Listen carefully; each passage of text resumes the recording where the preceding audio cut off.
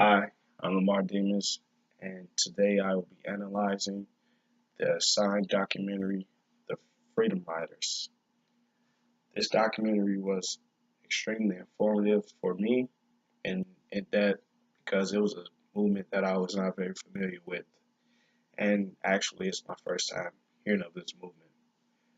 CORE were the ones who initially Congressional Congress of Racial Equality, better known as CORE, were the founders of this movement.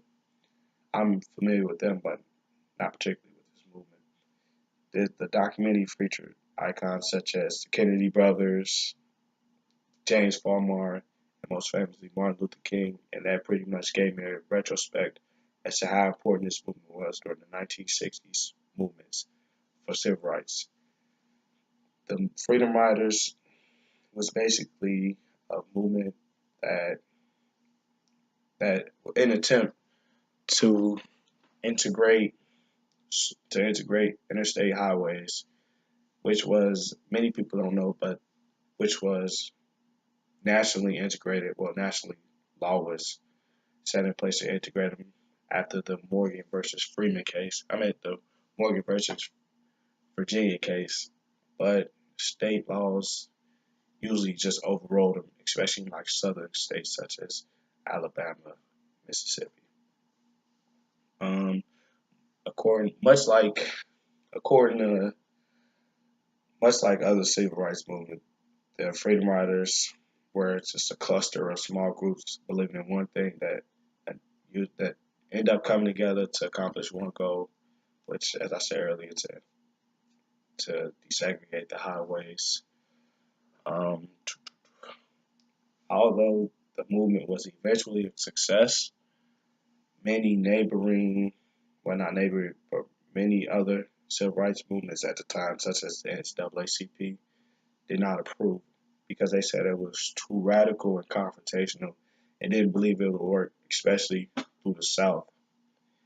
And a bunch of naysayers at the beginning.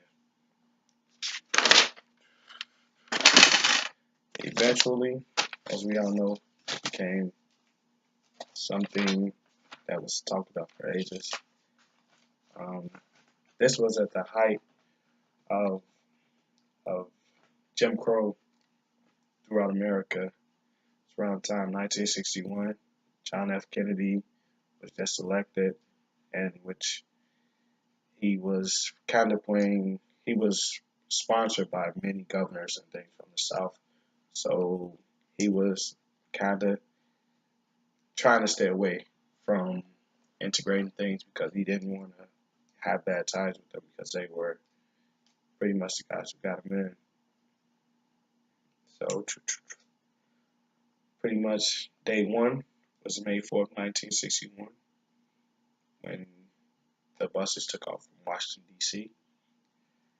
And the first couple stops, such as Virginia, were pretty smooth, but it started the further south, the worse it got. Around the Anniston Jackson area, it it got pretty tough, you know. Man, like the members of the Klan and mobs and things were surrounding the bus and abusing the Freedom Riders, and it was only the brave survived. I'll tell you that. Um, there were waves and waves because, for example, May 14th, 1961, two buses left from Atlanta. Unfortunately, only one made it to the destination. The other was burnt, and riders were pretty much beaten very badly. So the riders, after a while, knew what they were getting themselves into. A lot of federal figures, such as Bobby Kennedy, came hands-on with this movement, and it eventually worked. Um, there were federal marshals sent down to protect the riders, and jail time. Over 200 people were jailed in Mississippi through like an agreement to protect them with the federal state law.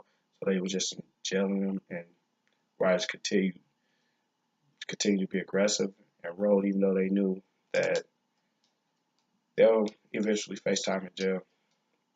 It's a very interesting documentary and very close and nonviolent, and very close to the readings that we had. It was radical, but not as radical as the suicide bombers, as the Shiite Muslims.